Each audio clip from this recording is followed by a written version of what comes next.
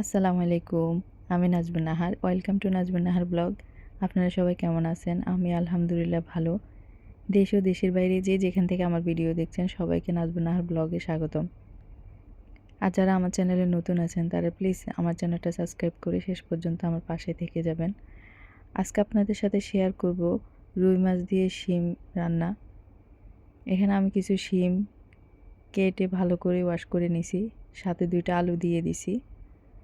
আর শিম রান্না করার জন্য এখানে আমি পেঁয়াজ, টমেটো, মরিচ, ধনিয়া পাতা এগুলো কেটে নিছি।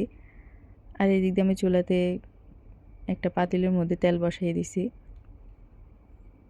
এখন আমি পেঁয়াজ কুচিগুলো দিয়ে দিলাম, সাথে 3টা কাঁচামরিচ দিয়ে দিছি। এখন যেহেতু শীতের সিজন, সেজন্য এখন আসলে তরকারিগুলো অনেক ভালো লাগে খেতে। শীতের সিজনে সব তরকারি ভালো লাগে খেতে।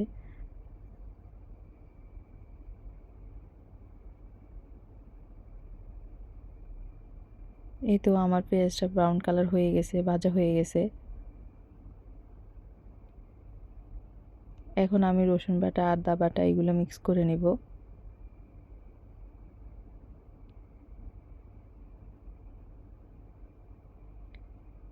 এখন ভালো করে আমি মশলাটাকে ভেজে নিব। এখন দিয়ে দিব পরিমাণ মতো লবণ,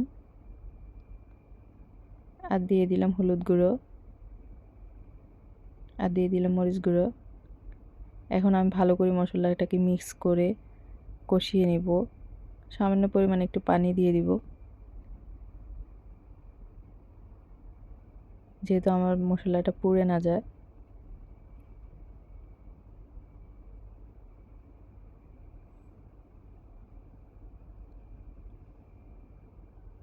এতে এখন আমি মশলাটা কষিয়ে নিব।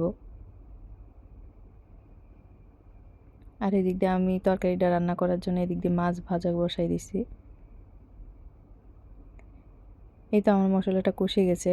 এখন আমি শিম তরকারিগুলো অ্যাড করে নেব।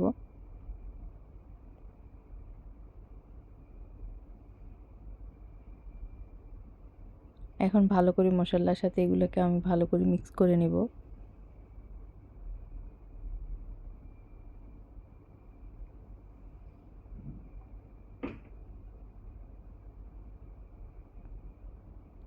এই তো আমার মিক্স করা হয়ে গেছে।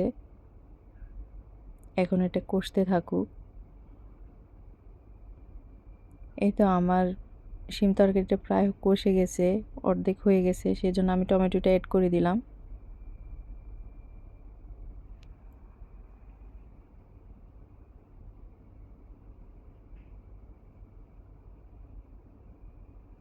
ভালো করে নেড়ে নিচ্ছি। আমি এখন পানি অ্যাড করে দিলাম।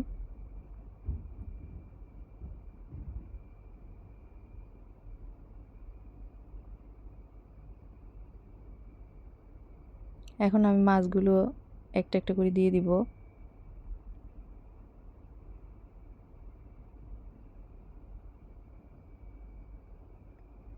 এই তো আমি মাছগুলো মিক্স করে নিছি।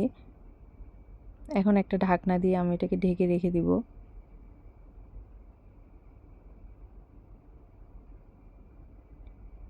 এই তো আমার রুই মাছ দিয়ে শিম তরকারিটা হয়ে গেছে।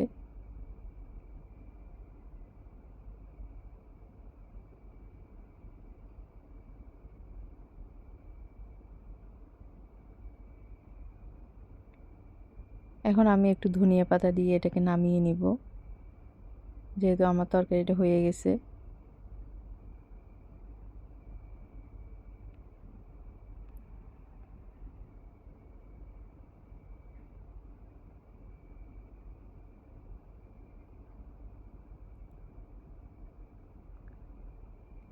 এই তো আমার তরকারি রেডি হয়ে গেছে,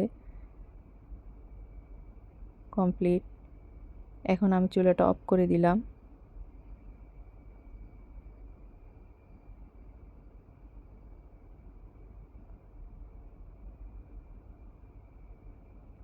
শীতের সময় এই সবজিটা অনেক খেতে অনেক মজা হয়। যাক, তো আজকের মতো এই পর্যন্ত। সবাই ভালো থাকেন, সুস্থ থাকেন। ইনশাল্লাহ নেক্সট ব্লগে আবার দেখা হবে। আসসালামু আলাইকুম।